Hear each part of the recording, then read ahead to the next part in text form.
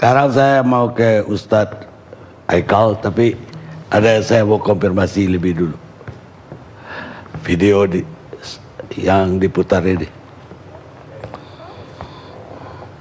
Ulama terus gaungkan begitu. Supaya apa? Supaya pihak sono pasti bakal, wah musuh ulama juga nih gitu. Ntar begitu deh ulama, calon kita yang asli baru kita tampilkan. Ingat, jangan sampai kita ambil ulama. Akan dibully rame-rame. Pasti mereka akan bully. Ulama jangan ikut-ikutan dong, ulama dong. MUI mesti netral dong, ulama mesti netral dong. Biar aja begitu. Semua gaungkan. Bapak-bapak ulama, semua gaungkan. Semua gaungkan. Ntar biarin dulu. Yakin pasti pihak tanah akan mengambil ulama sebagai wakil. Disitulah baru biar mereka menjilat udah mereka sendiri. Biarkan, kita mainkan strateginya. Kalau perlu kita pula ulama dukung, pokoknya terus ya begitu. Insya Allah, begitu mereka ambil ulama wakilnya, wakil kita yang sebenarnya yang kita simpen harus keluar. Itu wakilnya. Yakin ya? Gimana Ustadz Aikal Hasan, benar itu? Itu saya dan bajunya masih yang sama. Jadi ya emang saya Bang Karni. Oh iya. Bukan orang lain, itu kita. Dan kita nggak punya kembaran. Tapi saya berbicara itu atas nama pribadi yang sedang menyusun strategi yang kemudian bocor entah sehebat luar biasa. Penyebaran hoax ini dahsyat, bukan hoax ya, penyebaran intel atau apalah ini, informasi lah hebat sekali sehingga itu bocor dan saya tidak pernah menyampaikan itu kepada publik maupun GNPF walaupun status saya sebagai penasihat GNPF saya nggak pernah sampaikan itu, tapi itu betul saya. Jadi yang merancang jebakan Batman itu Ustadz rupanya. Ya saya mengatakan itu. Baik, sekarang apa tanggapan Ustadz? Baik, bismillahirrahmanirrahim. Assalamualaikum warahmatullahi wabarakatuh. Saya mengikuti Bang Nusron, Presiden ILC yang saya hormati, Pak Karni. Dan terima kasih atas undangannya, Pak Marsudi Suhud, Kiai yang saya hormati, Bang Nusron. Sebelumnya saya mau minta maaf juga sama Bang Nusron. Karena saya pernah protes keras ketika beliau melotot kepada para ulama. Begitu saya kenal deket, ternyata emang matanya begitu bawaan orok ternyata gitu. Ya, emang begitu. Enggak. Dia nggak pernah melotot sama ulama, emang begitu. Itu dulu. Oh itu dulu. Sekarang lebih arif. Pak Kapitra, ya yang saya hormati. Ini Pak Kapitra ini udah 5 tahun ngaji sama saya di Tebet ini. Di Tebet. Selasa kita ketemu. Entah kenapa di meja ini agak berjauhan, tapi hati kita tetap berjauhan juga sih sekarang gitu ya. Tapi mudah-mudahan enggak ya. Pak Farhat yang saya hormati, pemegang kunci surga, terima kasih. Bang Kodri. Ya, Bang Egi, Bang Babibur Rahman dan sahabat ya, Pak Yusuf Marta. Terima kasih atas kesempatan Bang Karni. Kalau saya melihat ini jadi gaduh karena mulutnya para elit. Kalau kita Betawi bilang bacot jangan bilang kasar ya. Emang Betawi ngomongnya begitu ya. Babe ya. Ini gara-gara mulutnya para elit. Coba PKB bilang tidak mewakili suara umat gitu. Hanura bilang tidak mewakili semua ulama gitu. PSI bilang ulama apa itu gitu. Bahkan Pak Muldoko juga ikut, agama jangan dibawa-bawa ke politik gitu. Bahkan Farhad juga bilang pilih Jokowi masuk surga gitu loh. Dan akhirnya hari ini kita lihat Bang Nusron meragukan kredibilitas yang hadir, yang kalau saya kesimpulkan karena yang hadir nggak mau dukung Pak Jokowi jadi kurang keulamaannya gitu. Mudah-mudahan kagak ya, mudah-mudahan kagak. Tapi harus saya catat bahwa yang di sana hadir dan mendukung bukan cuma hadir, tapi catat yang mendukung. Ada Ustadz Bakhtiar Nasir, ada Ustadz Arifin Ilham, ada Kiai Sobri Lubis, ada Tengku Zulkarnin, ada Kiai Haji Abdul Rashid Abdullah Syafi'i, ada Zaitun Rasmin, ada Kiai Sukran Ma'mun, ada Kiai Haji Khalil Ridwan, ada Habib Muhsin, ada Habib Haris Matik Habib Ali. Dan didukung oleh dari NU Kiai Haji Najih Maimun Zubair, Haji Toha. Masya Allah, ini kalau ini diragukan kredibilitasnya dengan kemudian mencari definisi yang dicocok-cocokin yaitu alim, Yasya Allah, lalu untuk umat. Jadi kesimpulannya mereka yang hadir itu nggak alim, nggak Yasya Allah, nggak untuk umat. Kalau saya lihat sih itu sedikit menjurus kepada fitnah gitu loh. Karena yang tahu yakhsha Allah kan Allah sendiri sama orang yang bersangkutan. Bagaimana bisa Nusron mengatakan yang ulama itu yakhsha Allah dan yang di sini kurang yakhsha Allah? Nggak bisa juga. Hati-hati. Definisi itu akan menjeluas dan melebar di kalangan arus bawah, di kalangan teman-teman yang di bawah. Nah jadi, kenapa menjadi gaduh kalau sekelompok orang yang tadi saya sebutkan secuil itu, lalu nggak bisa menampilkan sebuah statement yang awalnya cantik banget, Bang Nusron. Kami mengucapkan selamat, udah selesai, udah cukup. Jangan pakai lagi yang di bawah-bawahnya lagi, jadi rame gitu, jadi gaduh lagi gitu loh. Apalagi dengan mengambil apa tadi 1953, 53, 1953 loh. Bang Nusron minta maaf, yang mana itu Bang Nusron? Di Ijtima Ulama 1 dan 2 nggak ada Bang. Coba dibuktikan kepada publik. Bagaimana Bang Nusron sebagai salah seorang tokoh mengambil data yang salah terus menyajikan ke publik, itu berbahaya sekali. Saya penasehat GNPF dan itu tidak ada. Tidak ada. Mengambil dasar itu tidak ada. Dasarnya jelas, Al-Maidah ayat 1, Al-Imran 76, Al-Araf 94 dan Al-Hajj ayat 4. Udah itu doang.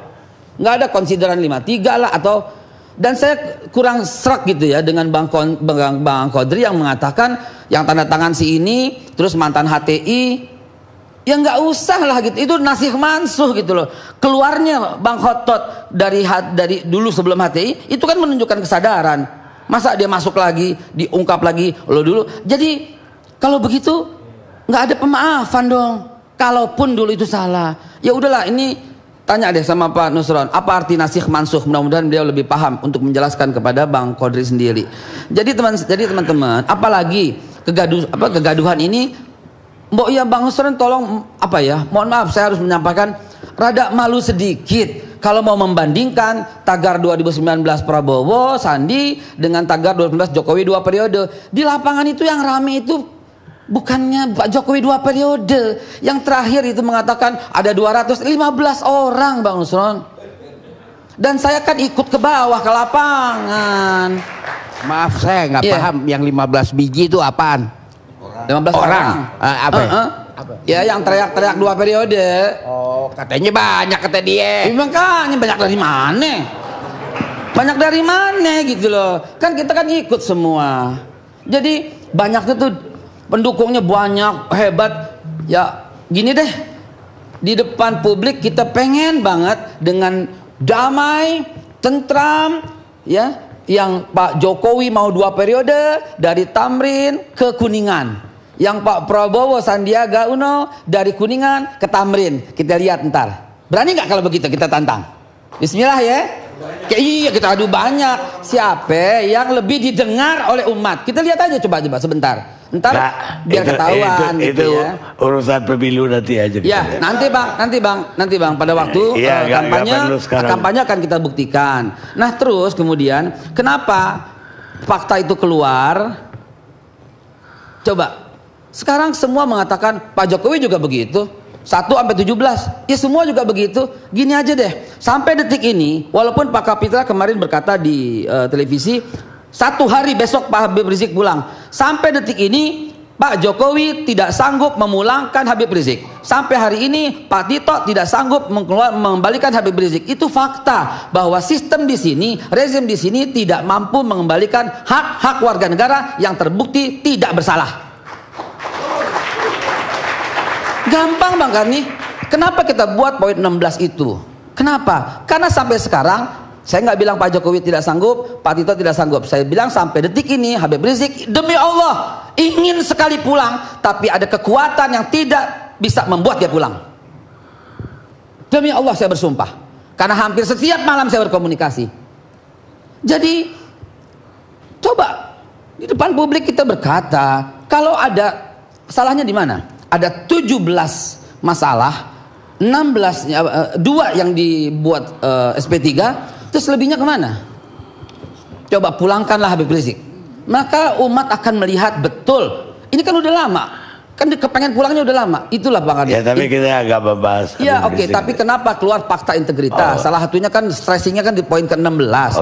Yang satu katanya formalitas atau apalah, kita pun nggak akan terima itu dibilang formalitas. Itu ke moral, orang dipegang ngomongannya. Jadi teman-teman sekalian, nggak usah takut gitu loh, nggak usah takut kalah dengan cara apa? PKB, Pak Lukman mengatakan tidak mewakili suara umat. Pak Inas dari Hanura mengatakan tidak mewakili semua ulama. Ini di bawah lagi rame loh, Bang Karni. Bangsa kita itu jualan apa aja laku. Bang Karni jadi nabi terakhir, saya yakin banyak yang percaya. Kenapa? Karena Cecep, ada seorang namanya Cecep di Cirebon ngaku nabi, laku gitu loh. Bahkan ada seorang wanita nikah sama Jibril, ada pengikutnya. Nah saya juga jangan pakai statement yang macem-macem, akhirnya semua orang sepakat sama Farhad Abbas bahwa pilih Jokowi masuk surga. Kan kacau akhirnya. Udahlah elit, jangan berpendapat yang konyol-konyol begitu loh Bang Karni. Nah itu juga seperti itu. Yang adem, yang memberikan kesejukan, itu yang kita perlukan sekarang. Kalau saya dibilang, wah ente juga keras kalau ceramah, iya. Sekarang kita pakai nasih mansuh aja deh. Yang ke depan kita lihat bagaimana. Apa nggak tak gini aja deh. Strategi yang saya mau sampaikan ya sebagai penasehat daripada GNPF. Satu, jadikan rumah-rumahmu posko pemenangan Prabowo Sandi. Itu yang kita mau bilang. Dua, jadikan pengurus-pengurus masjid sebagai saksi di TPS. Tiga, jadikan HP-mu sebagai penangkal berita hoaks. 4. Jadikan audit forensik komputer KPU sebagai kewajiban dan keharusan. Dan 5. Jadikan formulir C1 sebagai dasar patokan akhir. Kurangnya di mana coba? Itulah statement yang disampaikan Habib Rizik dalam Ijtima Ulama yang kedua. Mungkin begitu dulu untuk pemanasan. Saya menunggu pertanyaan dari yang lain. Silahkan tafadhol.